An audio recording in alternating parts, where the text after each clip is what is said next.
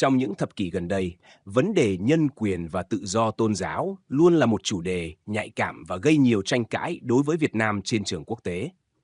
Mặc dù Việt Nam tuyên bố tuân thủ hiến pháp, Công ước quốc tế về nhân quyền và quyền tự do tôn giáo, thực tế trong nước lại phản ánh nhiều hạn chế đáng kể, đặc biệt đối với các cộng đồng tôn giáo độc lập, phi nhà nước. Các báo cáo quốc tế, tổ chức nhân quyền và các phương tiện truyền thông độc lập đều chỉ ra rằng Việt Nam đang áp dụng các biện pháp kiểm soát chặt chẽ các tổ chức tôn giáo, hạn chế quyền tự do tín ngưỡng của người dân và đôi khi sử dụng lực lượng an ninh để đàn áp các hoạt động tôn giáo không chính thức. Việc đàn áp tôn giáo ở Việt Nam không chỉ là vấn đề pháp lý mà còn là biểu hiện của sự kiểm soát chính trị và ý thức hệ. Các cộng đồng tôn giáo, bao gồm Phật giáo độc lập, Công giáo, Tin lành, Cao đài, Hòa hảo, cũng như các nhóm thiểu số như Hòa hảo Nam Bộ, thường xuyên bị hạn chế quyền sinh hoạt tôn giáo, gặp khó khăn trong việc xây dựng cơ sở tôn giáo và đôi khi đối mặt với các hình thức trấn áp từ nhà nước. Để hiểu rõ hơn về hiện tượng này, cần nhìn lại bối cảnh lịch sử và chính trị của Việt Nam sau năm 1975.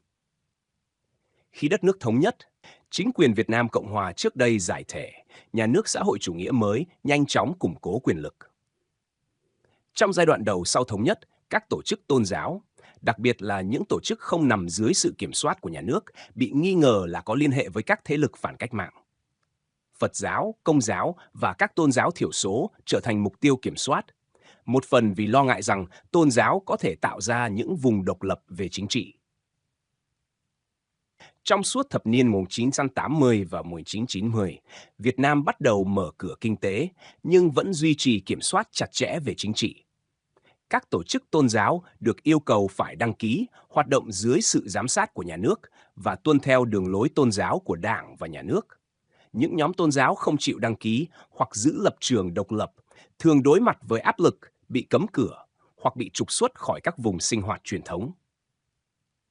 Tình hình hiện nay về đàn áp tôn giáo. Theo các báo cáo của Tổ chức Ân xá Quốc tế, Human Rights Watch và Bộ Ngoại giao Hoa Kỳ, hiện nay Việt Nam vẫn áp dụng nhiều biện pháp hạn chế quyền tự do tôn giáo, bao gồm kiểm soát hành chính và pháp lý. Mọi tổ chức tôn giáo phải đăng ký và hoạt động dưới sự quản lý của các tổ chức nhà nước như Hội đồng Liên tôn hoặc Ban Tôn giáo Chính phủ. Các cơ sở tôn giáo không đăng ký hợp pháp thường bị phong tỏa, đình chỉ hoạt động hoặc bị cưỡng chế giải tỏa. Giám sát và trấn áp các lãnh đạo tôn giáo độc lập. Nhiều linh mục, mục sư, hòa thượng hoặc các nhà lãnh đạo tôn giáo độc lập bị theo dõi, sách nhiễu, bắt giữ, thậm chí kết án tù vì các cáo buộc mơ hồ như tuyên truyền chống nhà nước, gây rối trật tự công cộng hoặc lợi dụng quyền tự do tôn giáo để chống đối. Thực tế, một số nhà lãnh đạo Phật giáo Hòa hảo và Tin lành tại Tây Nguyên đã từng bị bắt giữ vì tổ chức các sinh hoạt tôn giáo ngoài sự kiểm soát của nhà nước. Hạn chế tự do tín ngưỡng tại các vùng dân tộc thiểu số. Người Thượng, Hâm Mông và các dân tộc thiểu số theo đạo Tin lành thường bị hạn chế việc xây dựng nhà thờ, truyền đạo hoặc tổ chức lễ nghi tôn giáo. Các báo cáo cho thấy một số cộng đồng tôn giáo bị cắt điện, phong tỏa các con đường đến nơi thờ phượng và chịu áp lực phải từ bỏ tín ngưỡng truyền thống. Áp lực lên cá nhân và cộng đồng. Không chỉ các lãnh đạo tôn giáo, các tín đồ bình thường cũng phải đối mặt với kiểm soát. Bị sách nhiễu tại nơi làm việc, bị cấm tham gia các hoạt động công cộng, hoặc bị yêu cầu ký cam kết từ bỏ tôn giáo. Trẻ em theo các tôn giáo không được phép tham gia các hoạt động tôn giáo ngoài nhà trường, gây ảnh hưởng đến quyền giáo dục tôn giáo. Những hình thức vi phạm nhân quyền điển hình. Vi phạm quyền tự do tín ngưỡng và tự do biểu đạt. Việt Nam giới hạn việc thành lập và hoạt động của các tổ chức tôn giáo độc lập, cấm xuất bản các tài liệu tôn giáo không được phê duyệt, kiểm soát các bài giảng, buổi lễ và sinh hoạt tôn giáo, bắt giữ và trấn áp lãnh đạo tôn giáo. Nhiều lãnh đạo bị bắt với các cáo buộc mơ hồ, thường là về an ninh quốc gia. Một số trường hợp điển hình. Các mục sư Tin lành tại Tây Nguyên, linh mục Công giáo ở miền Trung và hòa thượng Phật giáo độc lập tại miền Bắc. Hạn chế hoạt động tôn giáo của dân tộc thiểu số. Người dân theo đạo không được xây nhà thờ, đình, chùa hoặc tổ chức lễ hội truyền thống. Các vùng Tây Nguyên, Tây Bắc và miền Trung là những nơi có báo cáo vi phạm nhiều nhất. Đe dọa và sách nhiễu tín đồ bình thường. Tín đồ thường bị ép từ bỏ tôn giáo, chịu kiểm soát hoặc bị đe dọa về việc học hành, việc làm. Một số gia đình mất quyền đất đai, bị cưỡng chế nếu duy trì sinh hoạt tôn giáo. Tác động xã hội. Cộng đồng thiểu số tôn giáo thường cảm thấy bị kỳ thị, dẫn đến căng thẳng giữa dân tộc và nhà nước. Sự phân hóa xã hội có thể kéo dài qua nhiều thế hệ, làm giảm sự đoàn kết dân tộc. Khi các tín đồ tôn giáo bị đàn áp, niềm tin vào các cơ quan nhà nước suy giảm. Nhiều người chuyển sang các hình thức tôn giáo bí mật hoặc ra nước ngoài sinh sống để tìm tự do tín ngưỡng. Các hoạt động tôn giáo gắn với giáo dục, văn hóa truyền thống bị hạn chế. Sự kiểm soát gắt gao khiến nhiều trẻ em không được học hỏi giá trị văn hóa, đạo đức tôn giáo từ nhỏ. Phản ứng quốc tế. Báo cáo nhân quyền của Liên Hiệp Quốc và các tổ chức phi chính phủ đều chỉ ra rằng Việt Nam cần cải thiện quyền tự do tôn giáo và quyền con người, đặc biệt tại các vùng dân tộc thiểu số. Mỹ, Liên minh châu Âu và một số nước khác thường đưa ra cảnh báo về tình hình nhân quyền khi ký kết các hiệp định thương mại hoặc hợp tác. Một số dự luật tại Mỹ từng đề cập đến việc trừng phạt Việt Nam nếu tình hình đàn áp tôn giáo không cải thiện. Các phương tiện truyền thông độc lập và mạng xã hội đóng vai trò quan trọng trong việc đưa thông tin ra quốc tế. Tuy nhiên, nhà nước Việt Nam kiểm soát gắt gao thông tin trong nước, dẫn đến khó khăn cho việc giám sát và đưa tin chính xác. Kết luận: vi phạm nhân quyền và đàn áp tôn giáo tại Việt Nam là một vấn đề phức tạp liên quan đến cả chính trị, ý thức hệ và kiểm soát xã hội. Dù nhà nước tuyên bố tôn trọng quyền tự do tôn giáo, thực tế lại cho thấy nhiều hạn chế, đặc biệt đối với các tổ chức tôn giáo độc lập và các cộng đồng dân tộc thiểu số.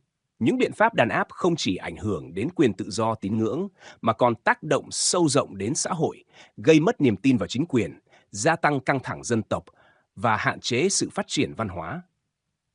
Phản ứng từ cộng đồng quốc tế nhấn mạnh sự cần thiết phải cải thiện tình hình, bảo đảm quyền con người và cho phép các tổ chức tôn giáo hoạt động tự do trong khuôn khổ pháp luật.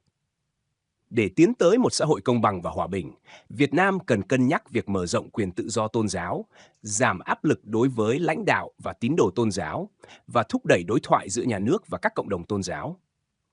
Chỉ khi quyền con người được tôn trọng, các cộng đồng tôn giáo mới có thể phát triển một cách bền vững, góp phần vào sự hòa hợp và tiến bộ xã hội.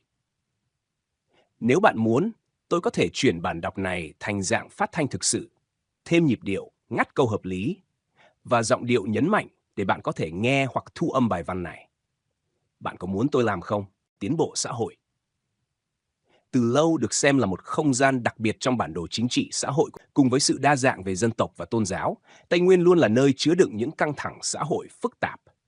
Người Thượng, hay còn gọi là các dân tộc thiểu số tại chỗ như Gia Rai, Ede, Ba Na, Mân Ông, sống chủ yếu dựa vào nông nghiệp và có truyền thống văn hóa, tín ngưỡng riêng biệt. Trong nhiều thập niên, sự khác biệt về văn hóa, kinh tế Tin lành lan rộng trong cộng đồng người Thượng. Nhiều người đã tìm thấy trong niềm tin tôn giáo một chỗ dựa tinh thần, cũng như một cách để khẳng định bản sắc. Tuy nhiên, sự phát triển mạnh mẽ của Hội Thánh Tin lành Dega lại bị chính quyền Việt Nam nhìn nhận với sự nghi ngờ. Chính quyền cho rằng đây là một tổ chức tôn giáo bất hợp pháp có liên quan đến phong trào đòi quyền tự quyết và ly khai. Vì vậy, các hoạt động tôn giáo của người Thượng thường xuyên bị kiểm soát, cấm đoán, thậm chí đàn áp. Trong bối cảnh đó, một số cá nhân đã trở thành biểu tượng cho sự đấu tranh của cộng đồng người Thượng cho quyền tự do tôn giáo và nhân quyền. Một trong những người tiêu biểu nhất chính là năm 2018, phản ánh rõ nét tình trạng tự do tôn giáo tại Việt Nam, cũng như sự bền bỉ của một con người trong cuộc đấu tranh cho niềm tin và nhân phẩm. Phần 2. Biểu tình tại Gia Lai năm 2001 và 2004. Nguyên nhân, diễn biến và vai trò của Irma IN. Hai nguyên nhân của các cuộc biểu tình. Đầu thập niên 2000, Gia Lai và nhiều tỉnh Tây Nguyên bùng nổ các cuộc biểu tình quy mô lớn. Nguyên nhân chủ yếu xoay quanh 3 vấn đề: đất đai, tôn giáo và quyền con người. Đất đai, chính sách di dân và khai thác tài nguyên đã khiến nhiều cộng đồng người Thượng mất đất sản xuất, đẩy họ vào tình trạng nghèo đói. Tôn giáo, chính quyền coi nhiều hội thánh Tin lành Dega là bất hợp pháp, từ chối cấp phép sinh hoạt, thường xuyên bắt bớ, sách nhiễu tín đồ. Quyền con người, trong đó có tín hữu Tin lành, tổ chức biểu tình ôn hòa tại nhiều huyện ở Gia Lai. Cuộc biểu tình nhanh chóng bị công an và quân đội trấn áp. Năm 2004, phong trào bùng phát trở lại, với yêu cầu rõ ràng hơn, chấm dứt đàn áp tôn giáo, trả tự do cho những người bị bắt trước đó. Một lần nữa, chính quyền huy động lực lượng đàn áp mạnh tay khiến nhiều người thương vong, hàng trăm người bị bắt. 203. Vai trò của Roma Ayen. Sự hiện diện của ông trong các cuộc xuống đường đã khiến chính quyền chú ý. Từ đây, tên tuổi của Roma Ayen gắn liền với phong trào đấu tranh ôn hòa của cộng đồng người Gia Rai. Phần 3. Bị bắt và giam cầm 2005-2011. 301. Vụ bắt năm 2005. Sau các cuộc biểu tình, chính quyền tiến hành nhiều đợt truy quét và bắt bớ. Đến năm 2005, Roma Ayen bị bắt tại tỉnh Gia Lai. Trong thời gian đầu giam giữ, ông phải chịu nhiều hình thức tra tấn và ngược đãi, bị đánh đập, đe dọa, bỏ đói và ép cùng. Đây là một thực tế mà nhiều tổ chức nhân quyền quốc tế đã ghi nhận tại Tây Nguyên trong cùng giai đoạn.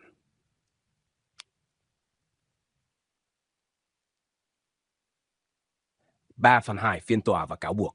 Tòa án Nhân dân tỉnh Gia Lai sau đó đưa Roma Ayen ra xét xử với 6/2011.